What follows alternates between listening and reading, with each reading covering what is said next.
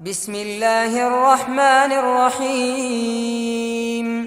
إذا زلزلت الأرض زلزالها وأخرجت الأرض أثقالها وقال الإنسان ما لها يومئذ